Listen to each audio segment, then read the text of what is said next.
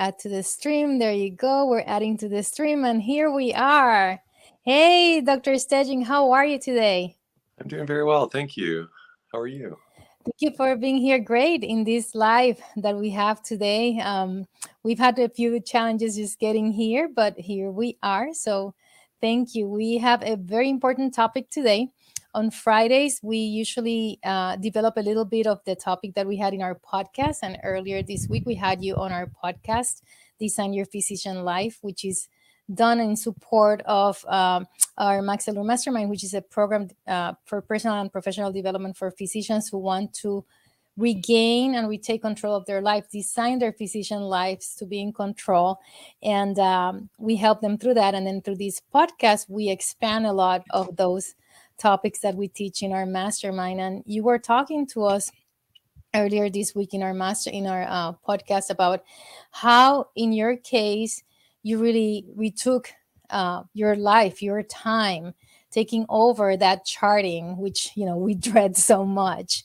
So tell us a little bit more here about your story. We did hear your story, a lot of it in our podcast, and I want to invite everybody who is here to go and listen to the podcast. But tell us, about what took you to this point where you are here. Yeah, thanks so much for having me. When I finished residency, I thought, okay, I've done 5 or 6, maybe 7 patients in a afternoon continuity clinic. I was going into primary care, and then not just 1 clinic a week, but 9 clinics a week.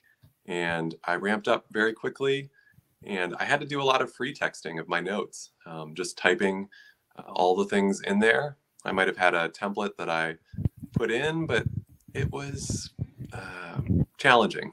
So as I was getting into my flow, I found I was bringing work home, and it really started to pile up as I was doing notes 2-3 hours after clinic, on the weekends, even on Saturdays and Sundays. And it just gradually became a little bit too much for me.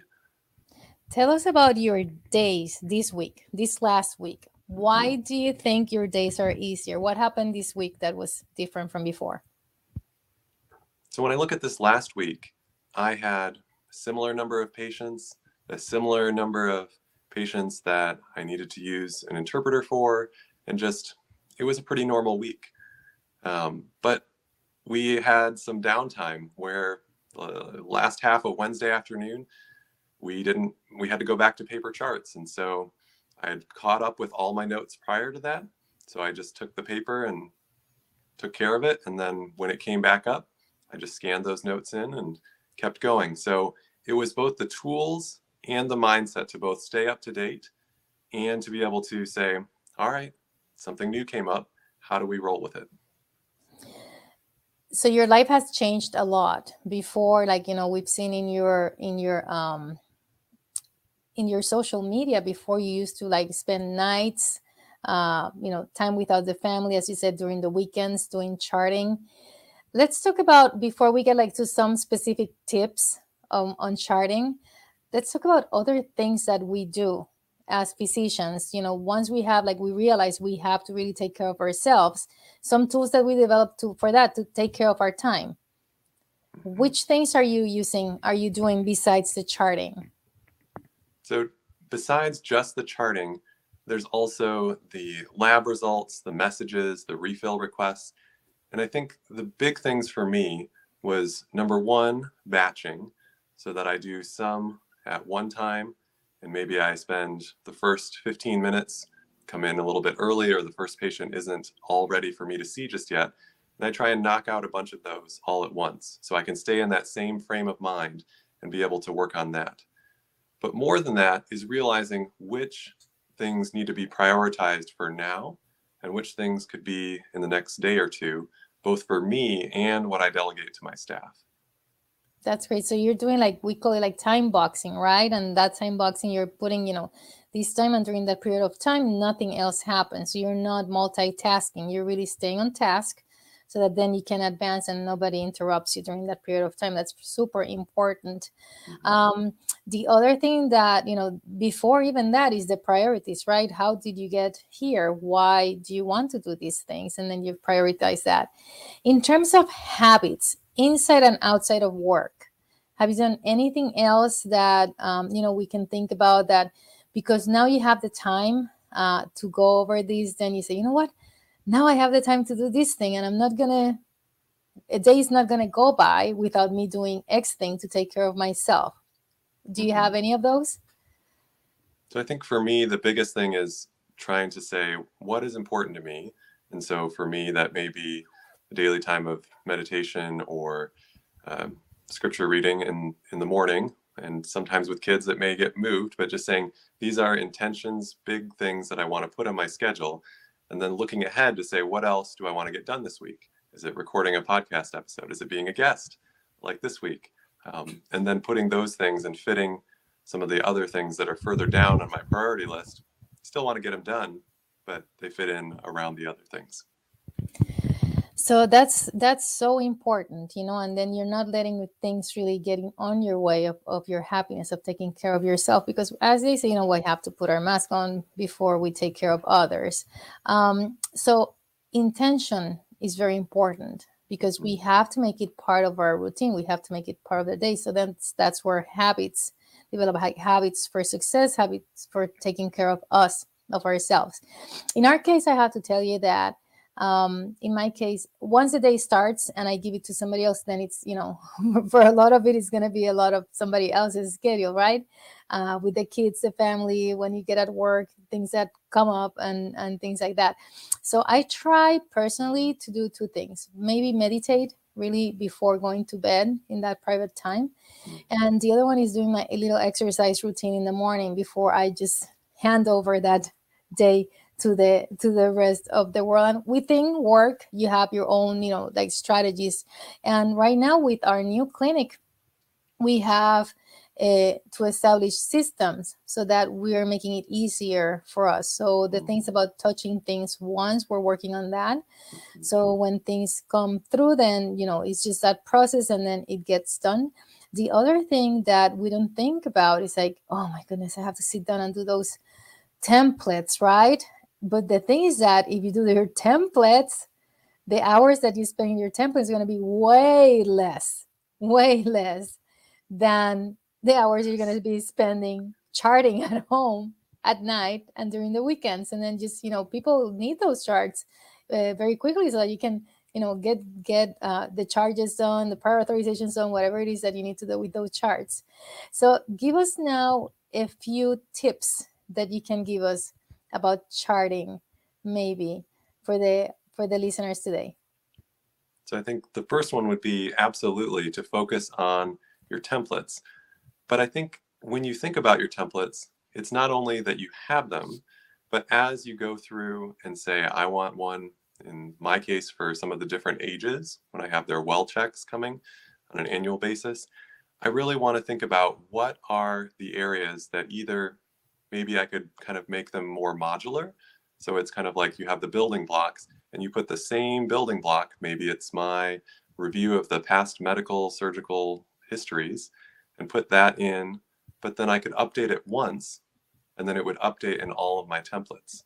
So it takes a little bit different approach, but it means that when you want to make one change to your template for, say, the sick visit, if you have one for diabetes and hypertension and hyperlipidemia or something else, you could go in and change one thing and it would all update.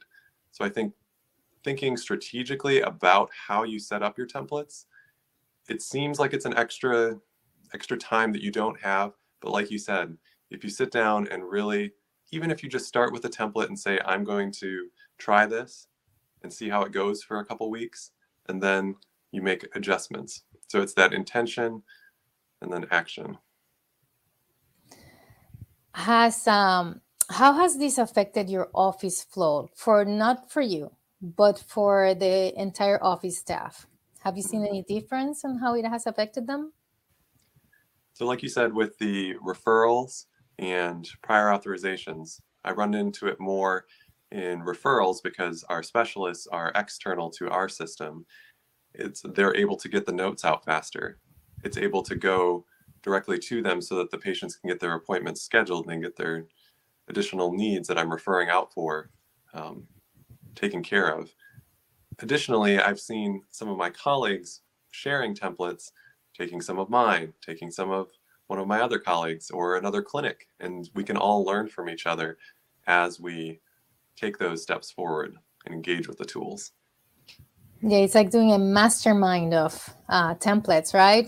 That's Mm-hmm. something that when I was in my previous practice, I really wanted to have that, to have like a meeting and say, oh, you know how to use the chart. It's not knowing how to use the chart, is how to optimize it. You know, like we want to optimize our patient's health. We wanted to optimize our use of the charting because at the end of the day, that's the way that we communicate our thoughts, what we think about that patient, what we know and what we think about that patient, our plans. And it's it goes through and through for everybody involved in the care of that patient.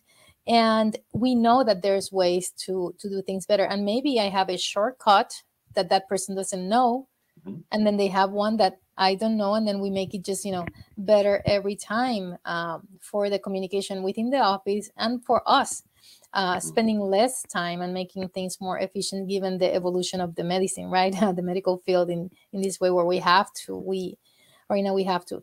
And I think back, having come from a charting physician charting when I was like writing stuff and then dictating and having the electronic records the way we have them, and everything has its advantages and disadvantages. um I used to have this beautiful, beautiful, beautiful, beautiful handwriting. I say it, I don't know. I don't have it any longer. Like I would have to concentrate so hard to produce. I don't know that I can reproduce that handwriting that I had when I went, entering medical school. But we have to write so much that really it was scribbling there, and you didn't understand a bunch of the things, and it was dangerous, Mm-hmm. and eh, many times when people would not understand our instructions there. So that's been a good advantage, a big, huge Mm-hmm. advantage of charting this way, and also having access to the notes in such a way where you can access them from many other places. Still the burning, like every time you get somebody, oh, you just have to click one more button. Oh, It's like, oh no, it's not just one more button. It never uh-huh. is one more button, right? Yeah. It's And like many more clicks. many more clicks. And if they add something, but it's just for that one, oh, you care about these patients and this patient population, that you're doing good quality of care, but it has to be efficiencies elsewhere.